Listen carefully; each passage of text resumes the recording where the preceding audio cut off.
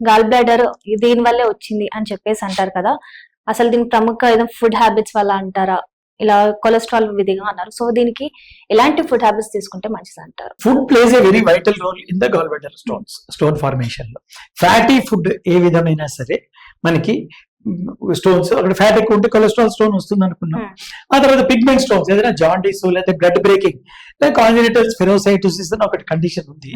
అందులో స్ప్లీన్ పెరిగిపోతుంది, అప్పుడు బ్లడ్ అబ్నార్మల్ సెల్స్ ఉంటాయి, ఇవన్నీ బ్రేక్ డౌన్ అయిపోతాయి. బ్లడ్ అనేది బిల్రుబిన్ అంతా బ్రేక్ డౌన్ ప్రొడక్ట్స్ అన్ని బ్లడ్ లో ఎక్కువ ఉంటాయి. అప్పుడు బైల్ ఏమవుతుంది, సూపర్ సాచురేట్ అవుతుంది. ఇందాక నేను చెప్పింది సూపర్ సాచురేషన్ వస్తే బైల్ సాల్ట్స్, బైల్ పిగ్మెంట్స్ అది సెడిమెంట్ అయ్యి గాల్ బ్లాడర్ లో స్టోన్స్ కింద ఫార్మ్ అవుతాయి. సో మనకి ఈ కాంజనిటల్ స్పెరోసైటిస్ చాలా సార్లు ఇలా గాల్ బ్లాడర్ స్టోన్ ఉందంటే వీ విల్ చెక్అవుట్ కి ఇతనికి బ్లడ్ ప్రాబ్లం ఉందా, స్పెరోసైటిస్ ఉందా అంటే మనకి అందరికీ ఇలాగా ఇలా ఉంటుంది, బ్లడ్ సెల్ కార్పస్ లోపలికి ఇలాగా కాన్కేవ్ గా ఉంటుంది, ఇది కాన్వెక్స్ గా అయిపోతుంది ఇలాగా సెల్స్. అప్పుడు స్ప్లీన్ లోకి వెళ్తే బ్రేక్ అయిపోతాయి, ఎక్కువ సెల్స్ బ్రేక్ అవుతుంది అంటే బై ప్రొడక్ట్స్ ఎక్కువ వస్తాయి, అప్పుడు మనకి స్టోన్ అవుతుంది. గాల్ బ్లాడర్ స్టోన్స్ ఉందంటే congenital spherocytosis and any other disease. కొన్ని డ్రగ్స్ తీసుకుంటే కూడా కొంతమందికి అవుతుంటాయి, హార్మోనల్ పిల్స్ ఇలాంటివన్నీ. So and we have to be careful on those things. అప్పుడు మీకు స్టోన్ గాల్ బ్లాడర్ స్టోన్ ఉంది, అదర్ డిసీజ్ ఉందా లేదా అన్నది నిర్ధారణ చేయడం చాలా important. So gall bladder stones ని ప్రివెంట్ చేయడానికి కంపల్సరీ సర్జరీ అనేది ముఖ్యమా? ప్రివెంట్ చేయాలంటే ఏం చెప్తామంటే డైట్ తీసుకోమంటాము, ఆయిలీ వస్తువులు ఎక్కువ తీసుకోకండి, డీప్ ఫ్రైస్ తీసుకోకండి, ఎక్కువ చీజ్ బటర్ లాంటివి తీసుకోకండి. సో ఇలాంటి వస్తువులన్నీ మనం చెప్తాం. డైరీ ప్రొడక్ట్స్ అన్నిటిలో కూడా అన్ని ఫ్యాట్ గీట్ అంతా ఉంటుంది కాబట్టి తీసుకోవద్దంటాం. These are the general things. తీసుకోవాల్సి కొంచెం బ్లాండ్ వస్తువు, పూరి అన్నట్టు మర్చిపోయాను, puri, bajji, pakodi, these contribute a lot. So మనం ఇప్పుడు రోడ్డు మీద మనం సాయంకాలం ఇలా వెళ్ళామంటే టౌన్ లోకి కనపడుతూనే ఉంటాయి small food carts, courts and big conveniences ఉంటాయి.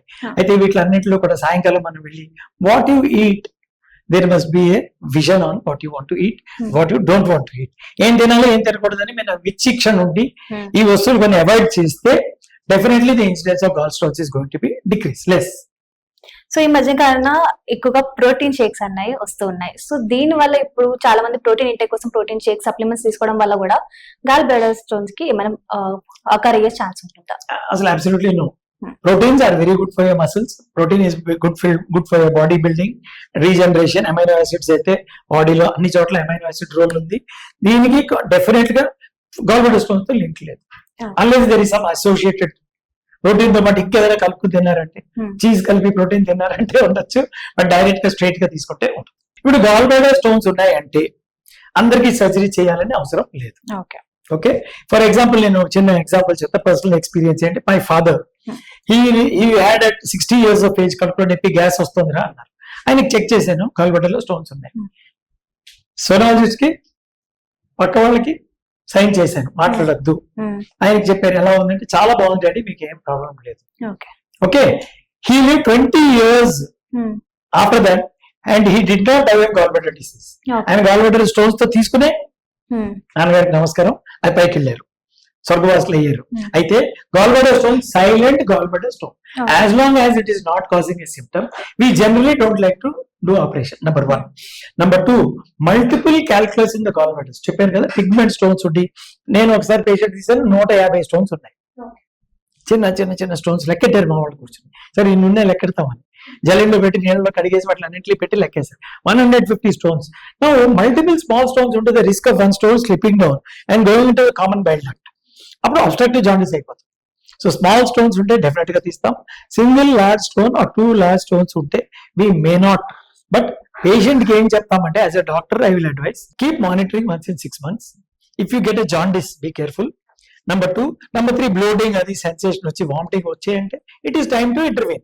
దీన్ని మనం లోపల దాన్ని పట్టుకుని గాల్ బ్లాడర్ తీసేయాలి. సో ఫైనల్ గా ఆఫ్టర్ సర్జరీ మనం చేసినట్లయితే ఇది డిటెక్ట్ అయిన తర్వాత క్యూర్స్ ఎలాంటి తీసుకోవాలంటారు? Piles, what are the causes of piles అని అడుగుతారు చాలా మంది.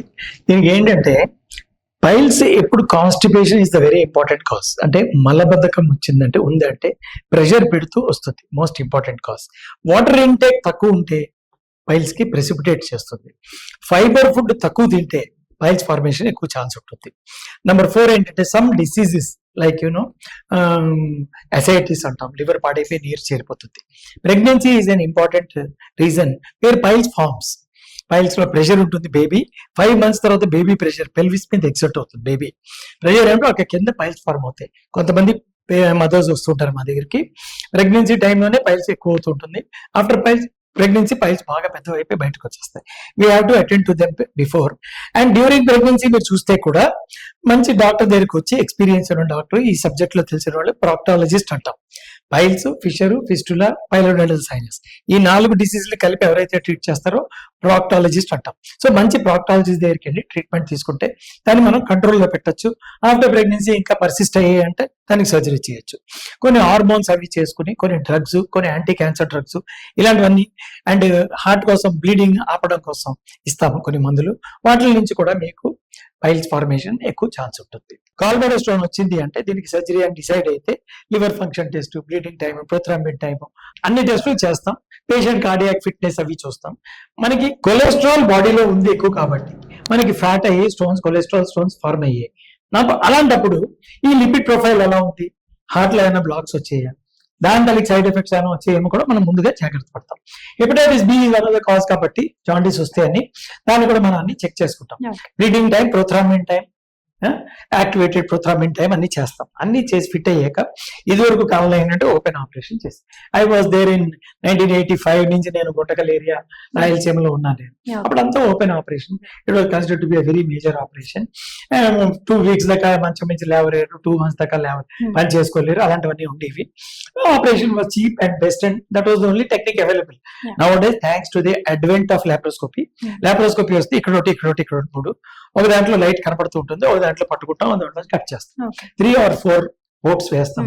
అంత పెద్ద స్క్రీన్ 60 inches స్క్రీన్ లో కనపడుతుంది. లాభం ఏంటి అంటే దీంట్లో మ్యాగ్నిఫికేషన్ ఉంటుంది.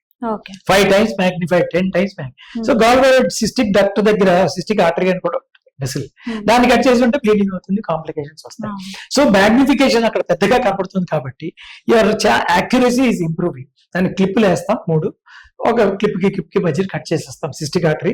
సిస్టిక్ డక్ట్ కూడా దీన్ని పట్టుకుని ఈ స్టోన్స్ మైగ్రేట్ అయ్యి లోపలికి వెళ్ళిపోకుండా, ఎస్పెషల్లీ మల్టిపుల్ స్మాల్ స్టోన్స్ ఉంటే మైగ్రేట్ అయ్యి లోపలికి వెళ్ళకుండా కొంచెం దీన్ని చూసుకుని ముందు క్లిప్ వేసి 2 క్లిప్పుల మధ్యని కట్ చేసి గాల్ బ్లాడర్ తీసేస్తాం. అయితే లాప్రోస్కోపీ వల్ల అడ్వాంటేజెస్ ఏంటి అంటే హై మ్యాగ్నిఫికేషన్ ఉంటుంది, బ్లడ్ కొంచెం ఫ్యూ డ్రాప్స్ వెళ్తే కూడా మనకు కనపడిపోతుంది, అండ్ బ్లడ్ వెసల్స్ అవి యాక్యురేట్ గా డిసెక్షన్ చేసి లివర్, గాల్ బ్లాడర్ బెడ్, కొన్నిసార్లు అబరెంటెడ్ డక్ట్, సిస్టిక్ డక్ట్ ఇలాంటివన్నీ ఉంటూ ఉంటాయి. అలాంటివి ఏమైనా ఉంటే మనం ముందుగా కనబడి ముందుగా క్లిప్ చేసి మనం ఆపరేషన్ చేయొచ్చు. థర్డ్ ఏంటంటే down time to the patient is very less. Down time అంటే ఏంటి అంటే పేషెంట్ ఇవాళ ఆపరేషన్ చేసాం, 12 hours లో డిశ్చార్జ్ అయిపోతారు. డేకేడ్ సర్జరీ అయిపోయింది ఇప్పుడు. అయితే నెంబర్ 2, నెంబర్ 3 ఏంటంటే పేషెంట్ ఈ మధ్యన అందరూ సాఫ్ట్వేర్ ఇంజనీర్లు, ఇండస్ట్రీస్, టెక్ ఇండస్ట్రీస్ లో అందరూ ఉన్నారు. People's time is very precious. అందుకని దీంట్లో ఏమవుతుంటే 12 hours లో 24 hours లో డిశ్చార్జ్ అయిపోతారు. They can go back to work in 2 to 3 days. ఆ పేషెంట్ ఉన్నాను నెక్స్ట్ డేనే ఉద్యోగం వెళ్ళిపోయాడు. సో మనకి ఏమి ప్రాబ్లం ఉండదు కాబట్టి, అండ్ కోజీ మసిల్స్ పెయిన్ అలాంటివన్నీ ఉండవు కాబట్టి పేషెంట్ కి చాలా comfortable and it is the latest treatment. So మొత్తానికి గాల్ బ్లాడర్ స్టోన్స్ గురించి మాకున్న డౌట్స్ అండ్ మీ తరపు నుంచి మీరు ఇచ్చిన ఇన్ఫర్మేషన్ మాకు చాలా యూస్ఫుల్ అయింది సార్. Thank you.